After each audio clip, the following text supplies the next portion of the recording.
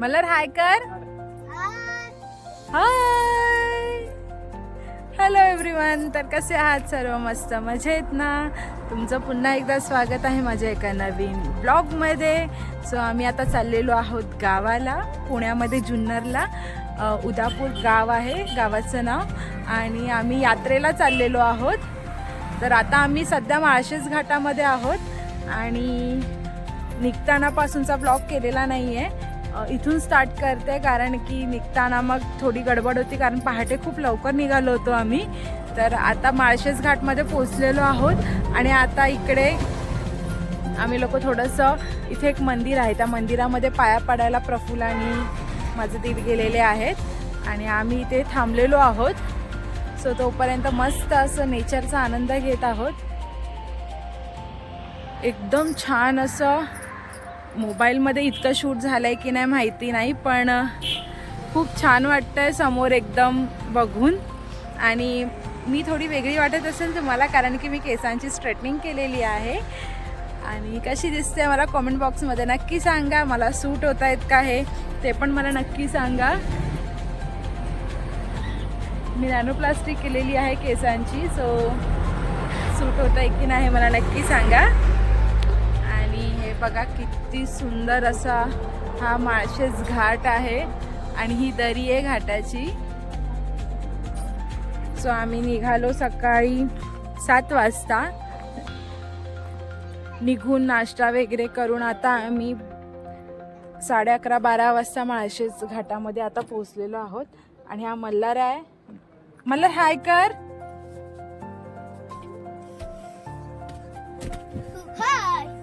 इथे ये आणि हाय कर.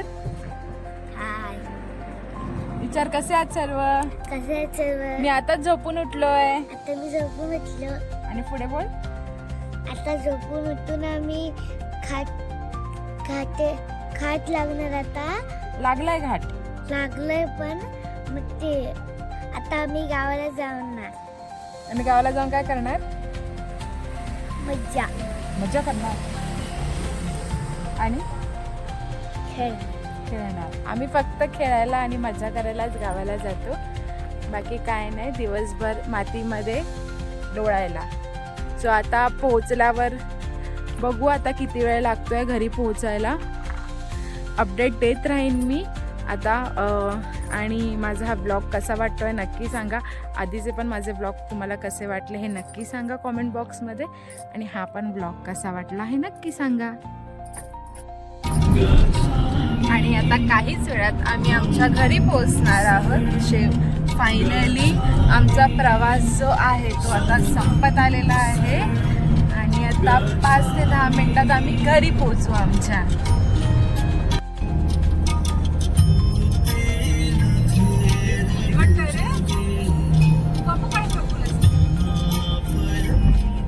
आम्ही पोहोचलेलो आहोत घरी आणि पोहोचून तयारी वगैरे करून आता आम्ही आमच्या देवस्थानाला निघालेलो आहोत, वाकोबाला. आणि मग तिथे आम्ही आता पूर्ण पूजा वगैरे, नैवेद्य वगैरे दाखवणार. आणि मग त्यानंतर बगाड असतो 4 वाजता. सो गाडी बगाडाला आम्ही आता 4 वाजता इथून बघायला जाणार. तो घराच्या इथूनच निघतो चौकातून, पण मंदिर हे थोडं लांब आहे, त्यामुळे आता आम्ही वाकोबाला जातोय, काळभैरवाला. ते आमचं ग्रामदैवत आहे. सो तिथे आम्ही आता ह्या नैवेद्य घेऊन जात आहोत.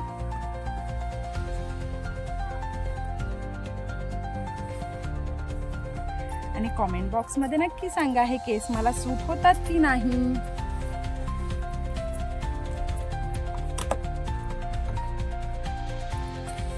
केस मला सूट होतात की नाही मला नक्की सांगा.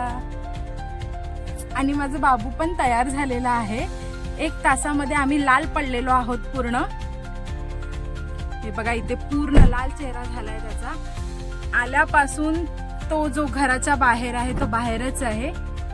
आणि खूप ऊन आहे, खूप म्हणजे खूप ऊन आहे इथे, सांगू नाही शकत इतकं ऊन आहे. संध्याकाळ झाली की थंडी लागायला सुरुवात करते. सकाळचं एवढं ऊन असतं गावाला आणि तेच 6 नंतर एवढा वारा सुटतो आणि रात्रीची तर एवढी थंडी लागते की स्वेटर वगैरे घेऊन बसावं लागतं, इतकी थंडी लागते. सो आता मंदिरामध्ये जाणार आहे, मग तिकडचा व्हिडिओ करते, तो पण पूर्ण पहा शेवटपर्यंत. जायला सगळी फॅमिली बसली आहे इथं बघा, मी पण आहे. अरे मी का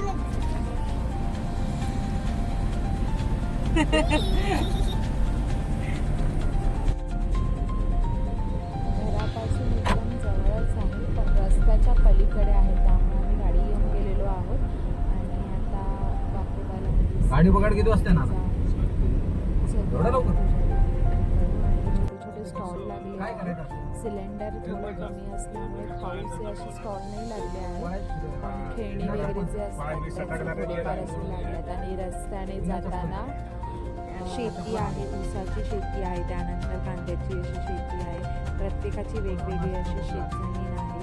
सो छान वाटतं शेतामधून प्रवास करताना, देवळापर्यंत जाताना एकदम वेगळा अनुभव आहे. त्यानंतर छोटीशी एक नदी लागते, छोटीशी नाही आहे, मोठी नदी आहे, पण आता उन्हाळ्यामुळे थोडीफार ती सुकलेली आहे.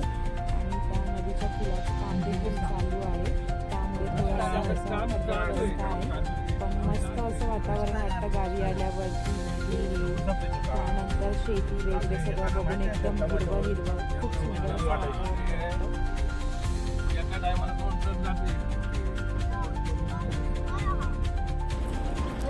आता मंदिरात पोहोचलेलो आहोत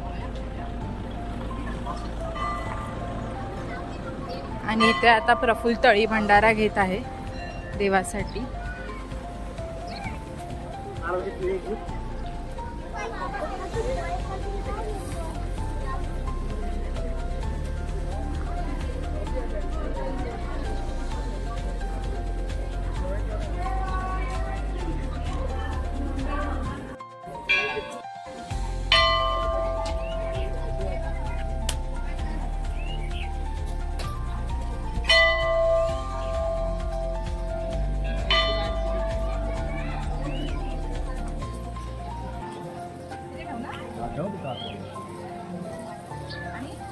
एक कुठे त्रिशूलच्या इथे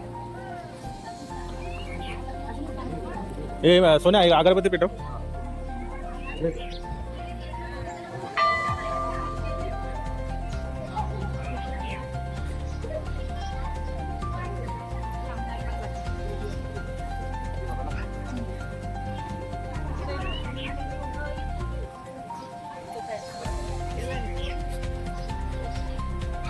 ना ऐकलं का? हां त्याला सांग ना.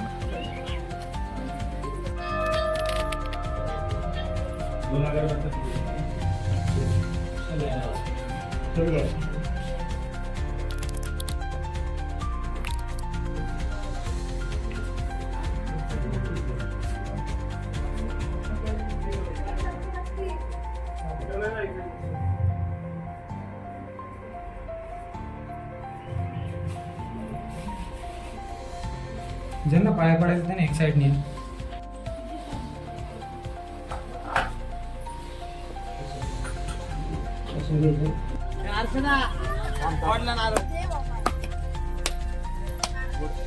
Very good.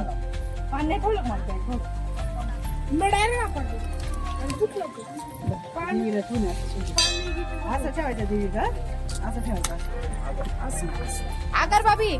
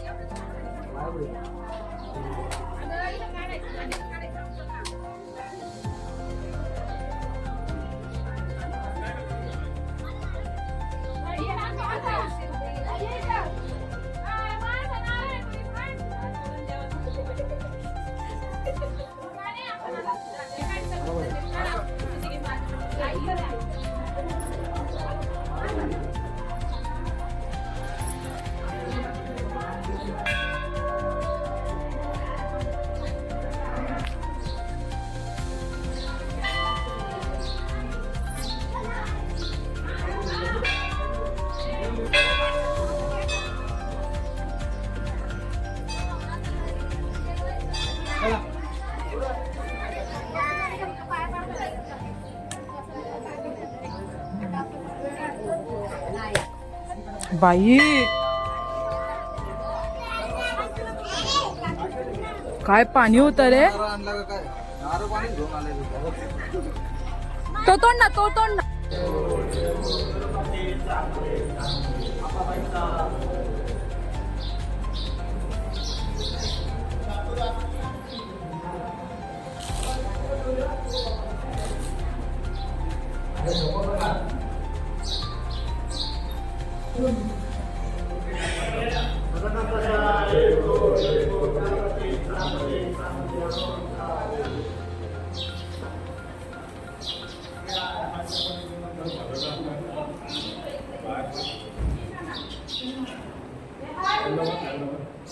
बबली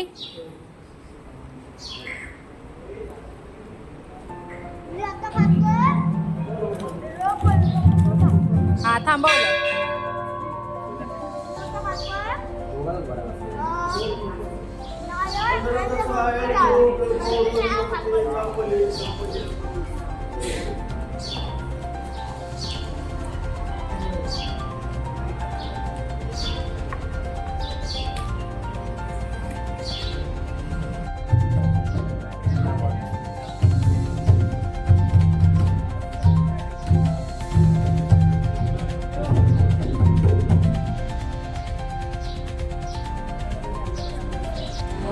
देवदर्शन वगैरे करून झालं. मग आता आम्ही आलेलो आहोत जेवायला हॉटेलमध्ये.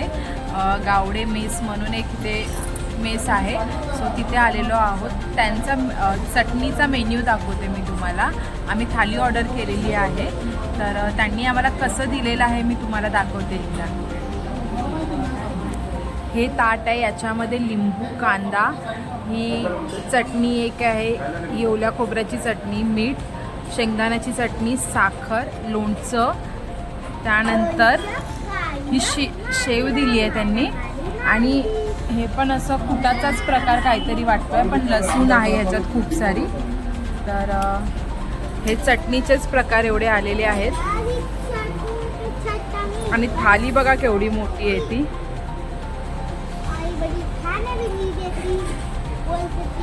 आता हा यांनी एवढा आमरस दिलेला आहे, बघू शकता आमरसची क्वांटिटी.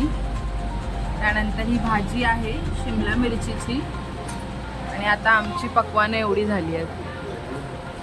सेल्फ सर्व्हिस आहे, ते फक्त आपल्या समोर आणून ठेवणार, आपण वाढून घ्यायचं आहे.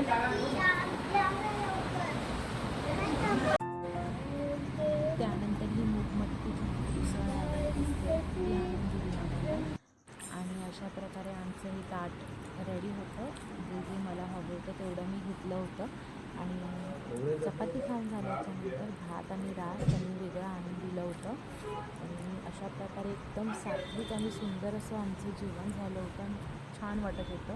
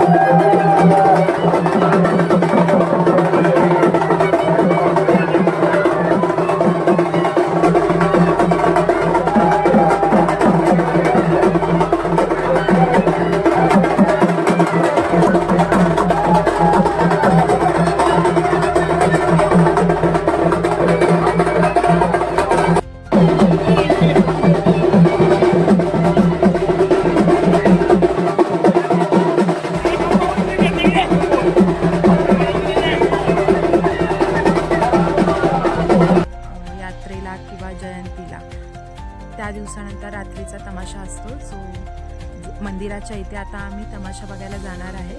जेवण वगैरे आमचं झालेलं आहे. तर तमाशा एवढा काय म्हणजे असं दाखवता येणार नाही, पण थोडंफार दाखवीन कुठे आली आहे काय ते. खूप छान वातावरण वाटतंय. खूप दिवसांनी असं गावाला आल्यावरती सकाळी खूप ऊन होतं, पण आता इतकी थंडी आहे इकडे की असं उन्हाळा वाटतच नाही आहे आणि खूप मस्त वाटतंय. ही छान अशी लाईटिंग केलेली आहे सगळीकडे. हे घर आहे आमचं. इथे मल्हार आणि गौरी खेळत आहेत, नानी भांडी घासतायत. तरफ आणि तरफ कधी दाखव तुम्हाला हे बघा, हे बघ, हे बघा.